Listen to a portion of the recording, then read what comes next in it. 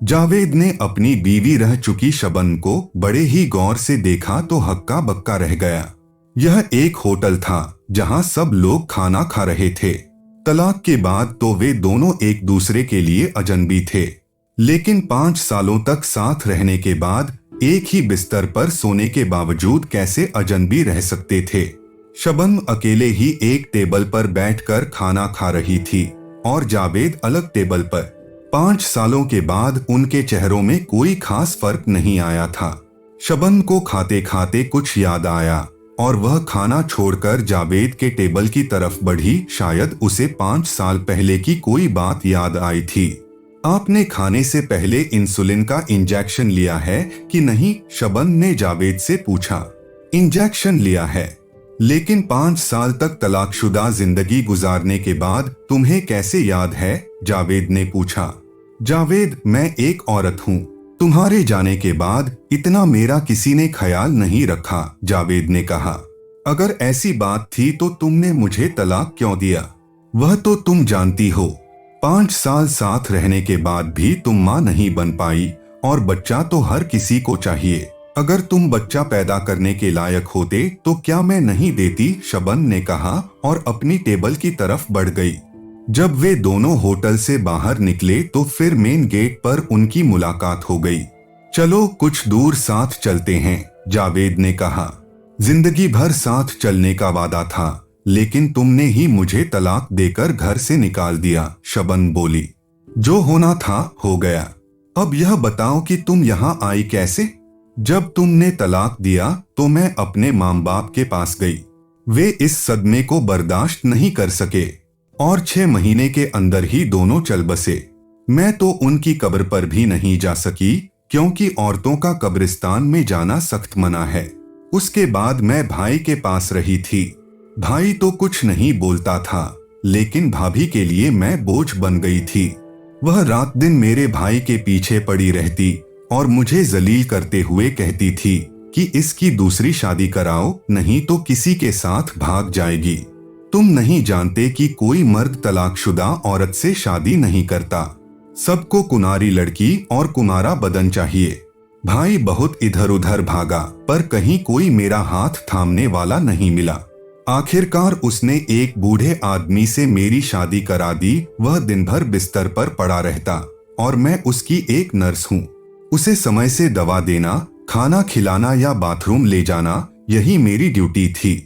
मुझे यह भी मालूम है कि तुमने दूसरी शादी कर ली और तुमको दोबारा एक कुंवारी लड़की मिल गई, लेकिन मेरी जिंदगी को तो तुमने सीधे आग की लपटों में फेंक दिया और मैं नामुराद दूसरी शादी के बाद भी जल रही हूँ। तुमने मुझे तलाक दे दिया और मेरे कुंवारे बदन का सारा रस निचोड़ लिया। एक औरत की जिंदगी क्या होती है तुम्हें मालूम नहीं है, शबनम ने अपना दर्द बताया। उसकी आंखों में आंसू आ गए। वह रोते रोते पत्थर की बनी एक कुर्सी पर बैठ गई। जावेद सब कुछ एक बुत की तरह सुनता रहा और फिर अपना वही सवाल दोहराया, तुम इस शहर में कैसे आई? मेरा बूढ़ा पति बहुत बीमार है। मैंने उसे एक अस्पताल में भर्ती कराया है। उसकी उम्र क्या है? जावेद ने पूछा। 70 साल से भी ऊपर है, शबनम ने जवाब दिया। फिर तो उम्र का बहुत फर्क है, जावेद बोला। जब शबनम वहां से उठकर जाने लगी तो जावेद ने आगे बढ़कर उसका हाथ पकड़ लिया और बोला, मुझे माफ कर दो। तलाक माफी मांगने से नहीं खत्म होता है। तुमने मुझे तलाक देकर जैसे किसी ऊंची पहाड़ी से नीचे धकेल दिया और मैं नरक में चली गई। और फिर शबनम अपना हाथ छुड़ाकर वहां से चली गई। दूसरे दिन जावेद शाम को उसी होटल के सामने शबनम का इंतजार करता रहा। वह आई और बगैर कुछ बोले ही होटल के अंदर चली गई। जावेद पीछे पीछे गया और उसके पास बैठ गया। दोनों ने एक दूसरे को देखा और उनके बीच रस्मी बातचीत शुरू हो गई। तुम्हारी मम्मी कैसी हैं? शबनम ने पूछा। ठीक हैं, अब वे भी काफी बूढ़ी हो चुकी हैं। उनको मेरी याद तो नहीं आती होगी। मुझे 5 साल तक बच्चा नहीं हुआ तो उन्होंने मेरा तुमसे तलाक करा दिया और तुम्हारी बहन जरीना को 7 साल से बच्चा नहीं हुआ तो कोई बात नहीं, क्योंकि जरीना उनकी अपनी बेटी है, बहू नहीं। चलो जो होना था हो गया। यह हम दोनों का नसीब था। जावेद ने अफसोस जताते हुए कहा, नसीब बनाया भी जाता है और बिगाड़ा भी जाता है। अगर औरतों की सोच गलत होती है तो घर के मर्द एक लोहे की दीवार की तरह खड़े हो जाते हैं। वैसे औरतें ही औरतों की दुश्मन होती हैं। जावेद के पास इस बात का कोई जवाब नहीं था। वह होटल की छत की तरफ देखने लगा। फिर उसने बात को बदलते हुए कहा, क्या मेरी मम्मी से बात करोगी? हाँ, लगाओ फोन, मैं बात कर लेती हूँ। जावेद ने अपनी माँ को फोन लगाकर कहा, मम्मी, शबनम आपसे बात करना चाहती है। तोबा तोबा, तुम अपनी तलाकशुदा औरत के साथ हो, यह हमारे मजहब के खिलाफ है। मैं उससे बात नहीं करूंगी। उसकी माँ की आवाज स्पीकर पर शबनम को भी सुनाई दी। जावेद, तुम उनका नंबर दो, मैं अपने मोबाइल फोन से बात करूंगी। जावेद ने शबनम का मोबाइल फोन लेकर खुद ही नंबर लगा दिया। घंटी बजने लगी। उधर से आवाज आई, कौन? मैं आपकी बहू शबनम बोल रही हूँ। आपने अपने लड़के से मुझे तलाक दिलवाया। वह एक तरफा तलाक था। मेरे माँ बाप को इसका इतना दुख हुआ कि वे मर गए। अब मैं तुम्हारे लड़के जावेद को ऐसा तलाक दूंगी कि वह भी तुम्हारी जिंदगी से चला जाएगा। उधर से टेलीफोन कट गया, लेकिन जावेद के चेहरे पर सन्नाटा छा गया।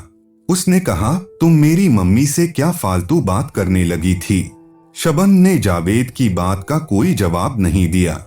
अब भी वे दोनों कई दिनों तक रात का खाना खाने उस होटल में आए, लेकिन अलग अलग टेबलों पर बैठकर चले गए, क्योंकि रिश्ता तो टूट ही गया था और अब बातों में कड़वाहट भी आ गई थी। एक दिन होटल में शबनम जल्दी आई। खाना खाकर बाहर पत्थर की बनी कुर्सी पर बैठ गई और जावेद का इंतजार करने लगी। जावेद जब खाना खाकर निकला तो शबनम ने उसे आवाज दी, आओ, कहीं दूर तक इन पहाड़ों में घूम कर आते हैं। मेरे बूढ़े पति की अस्पताल से छुट्टी हो गई है। मैं अब चली जाऊंगी। इसके बाद यहाँ नहीं मिलूंगी। वे दोनों एक दूसरे के साथ गलभियां करते हुए टाइगर हिल के पास चले आए, जहाँ ऐसी ढलान थी कि अगर किसी का पैर फिसल जाए तो सीधे कई गहरे फुट नीचे नदी में जा गिरे। शबनम ने साथ चलते चलते जावेद से कहा, मैं तुम्हारा अपने मोबाइल फोन से फोटो लेना चाहती हूँ, क्योंकि अब हम नहीं मिलेंगे।